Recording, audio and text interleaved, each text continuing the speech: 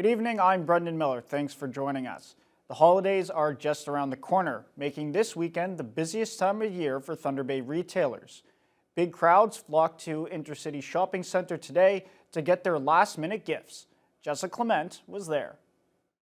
Intercity Shopping Center was bustling on Saturday as shoppers took advantage of the final weekend before Christmas to scramble and try to find the perfect presents for friends and loved ones. Christmas is approaching really quick and we needed to get our last minute gifts. Well, I'm coming here to do a little bit of Christmas shopping. I got to spend money on my nephews and nieces. It's busy and I'm just finishing up the last bit of my shopping and for my grandkids. Thousands of residents are expected to visit local malls this weekend, and shoppers noted they loved seeing the rush of people, especially with online gift shopping being so popular. Oh, it's amazing to see everybody here today. I haven't seen it like this in a long time, and it's so nice to see everybody back at the mall and shopping and supporting all of our business people. I'm a people person, so I love it. Some people don't like people. Me, I thrive on speaking to people. This time of season gets exciting. I enjoy the Intercity Mall with all the people. Among the typical stores at ISC, there are also a number of small businesses set up along the walkway.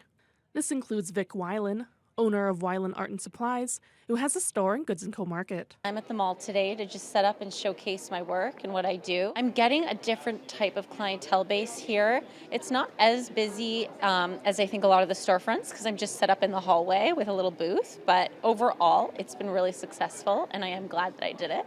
Along with gift shopping, a number of residents also took the time to meet and take pictures with Santa. Could you tell Santa what you wanted for Christmas? I want a ukulele. There's still time to get your holiday shopping done, with Intercity Shopping Center being open every day leading up to Christmas. Jessica Clement, TBT News. The Thunder Bay District Social Services Board approved its 2025 budget this week.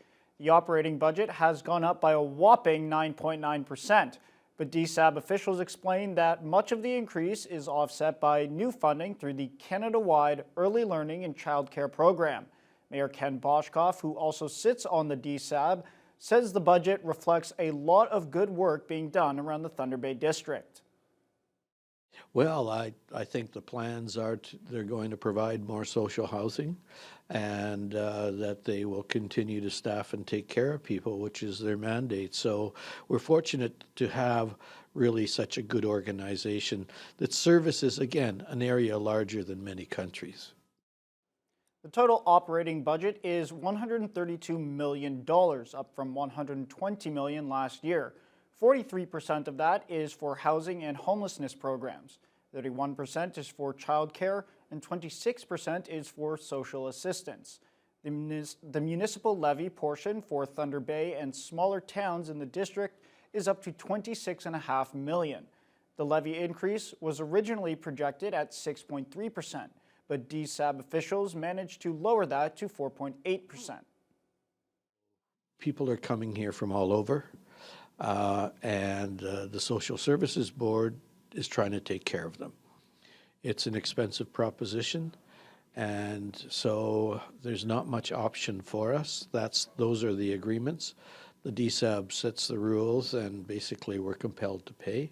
The fact that we lowered it from what the original budget was, the board was feeling rather positive about that part.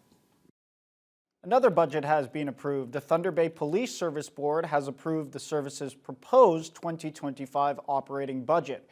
The service is looking at a 5% increase, higher than the 3.8% cap requested by the city. Sure, they are not going to be pleased, because they've asked us to stick to something. We can say, well, we'll put down this, put down that, but we really don't have any valid reasons to do that. So we presented what we think is an honest, fair budget based on what we're aware of. The proposed budget totals just over $59 million, an increase of $2.9 million from 2024. Personnel costs were one of the biggest drivers of the budget increase due to collective bargaining, overtime, and paid duty wages. Mayor Ken Boshkoff says council could direct police to limit the budget increase to 3.8%. The council sets the goals, but then everybody wants to add a little bit more dessert to the meal. So we really have to come to grips with what we want to do. And so I don't know what the sustainability of the appetite of the public is. So I'm hoping that we could still par it down somehow. It'll take some courage. The proposed budget will now go to City Council for approval as part of the overall 2025 city budget. Over 1,200 high school students got a free festive lunch this week, provided by Roots Community Food Center and its various partners. The meal was part of Roots Get Fresh Cafe program and helped students learn about the importance of building community.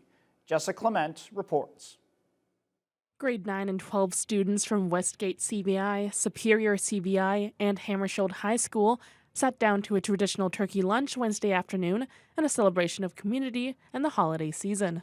The meal was provided by Roots Community Food Center and its partners. One, we want people to experience a turkey meal and sort of what is traditional around this time of the year.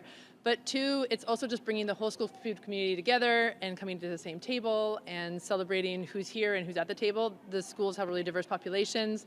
We're also serving halal and vegetarian at the school so that everybody sort of has something that they can enjoy. Roots Executive Director Aaron Beagle says the lunches didn't just bring students together, it also brought together community businesses who also donated most of the food for the events, including 20 turkeys, 350 pounds of carrots, and 500 pounds of potatoes.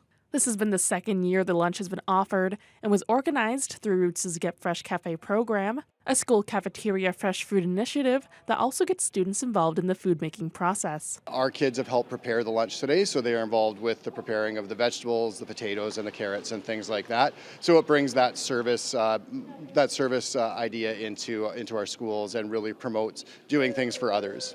Westgate Principal Ryan McDonnell says, along with students helping make the food, the event was also a way to get them to think about food access for everyone and the importance of community. Food is a natural connector. It brings people together. There's a power when you feed people. And so I think there'll be a really incredible energy here when kids are able to gather with their friends. It's really nice. A lot of kids don't get this opportunity, so it's nice to take a break from a schoolwork and a busy time to sit down and enjoy a meal with our friends. Just like Ava said, some people don't get the opportunity to have dinner, and the fact that they can do it with some of their friends might be more meaningful. Jessica Clement, TBT News. A charity group that refurbishes computers and distributes them to people in need recently visited some remote First Nations in this region. The group, called Corporations for Community Connections, delivered refurbished laptops to Fort Servin, Bearskin Lake, and Muskrat Dam. Through a 14-year-long partnership with Siemens Energy Canada, the charity group has been able to deliver hundreds of refurbished laptops to help ensure that all people can access the internet, even in the most remote communities. Corporations for Community Connections President Philip Shows says keeping the electronic devices from going to landfills and helping people connect is the right thing to do. The world generates e-waste at a rate that equals the Great Wall of China every year. And yet, more than half the population of the world doesn't have access to internet, which in our digital world is really depriving them of the opportunity to get access to opportunities and fulfill their potential. It was a surprise. I didn't know anything about the computers, and the staff here in the school, they sure can put good use to them because they're so active with the kids in here, like I see it. 5 are now confirmed dead, with more than 200 injured in Friday's Christmas market attack in Magdeburg, Germany. With the suspect apprehended, the search for a motive begins for this horrendous attack. CTV's Carmel Karamali reports. It was a day of mourning in Magdeburg, Germany, the city of more than 200,000 brought together in the wake of tragedy. As holiday joy turned to horror Friday night, a black car rammed into a packed Christmas market, multiple dead, including a 9-year-old girl, at least 200 injured.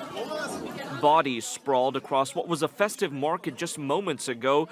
Dozens struck so hard, officials believe they're still in danger of losing their lives. Little is known about the victims so far. But we must understand the perpetrator, his actions, his motives, says the German chancellor. The suspect, taken down minutes after the attack, believed to be working alone, identified as Talib al-Abdul Mohsin, a 50-year-old Saudi man who moved to Germany nearly 2 decades ago, a psychiatry and psychotherapy specialist and a former Muslim. His social media filled with anti-Islamic themes and was critical of Germany for failing to combat the, quote, Islamism of Europe. It's a very complicated case we are facing here, and it's not an Islamist attack. It's quite sure a kind of anti-Islam, more likely a far-right attacks than any other. The attack has fueled an already fierce debate in Germany over immigration and security ahead of a national election set to take place in February, with polls suggesting the far right is set to perform strongly. Kamel Karamali, CTV News, Toronto.